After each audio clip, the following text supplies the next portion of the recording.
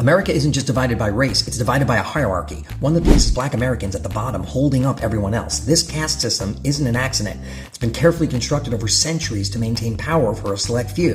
The thing is, caste doesn't wear a label. It's built into the systems we live with every day, from education to healthcare to criminal justice. And once you start seeing it, you can't unsee it. People love to say the police are here to protect and serve, but protect and serve who?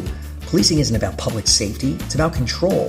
Over-policing black neighborhoods, stop and frisk policies, and even small-town police forces with military-grade weapons. This isn't about keeping people safe, it's about maintaining the status quo. And if the system feels broken, it's because you're not the one it was built to serve. Here's a tough pill to swallow. Not all harm comes from the outside. During the war on drugs, some black leaders supported tough-on-crime policies, hoping to save their communities. Instead, it led to mass incarceration and devastating consequences. Good intentions collided with systemic racism, proving that even when you're fighting for your community, the system can turn your efforts into weapons against you. Emancipation didn't end slavery, it rebranded it. Convict leasing, sharecropping, and black codes forced black Americans into systems of unpaid labor for generations after 1865.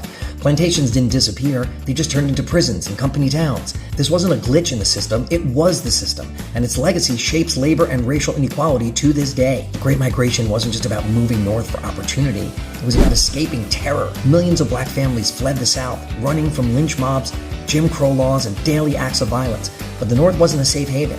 It had its own version of segregation and discrimination.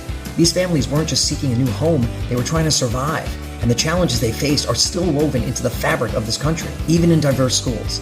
Black kids often stick together, and it's not because they don't want to mix, it's because they're navigating a system that wasn't built for them, and they find strength in community.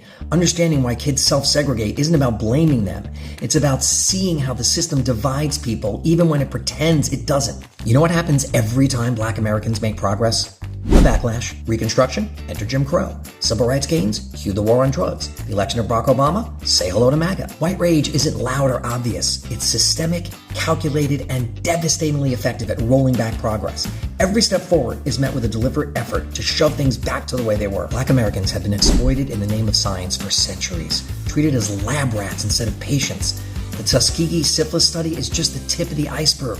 Forced sterilizations, unethical experiments, and unequal care are all part of the story. These aren't just horrors from the past, they're the foundation of today's healthcare disparities. The system wasn't built to heal black bodies, it was built to exploit them. Think affirmative action is controversial now. Imagine a version where it was explicitly for white people. After World War II, programs like the GI Bill helped millions of families build wealth and enter the middle class, unless you were black.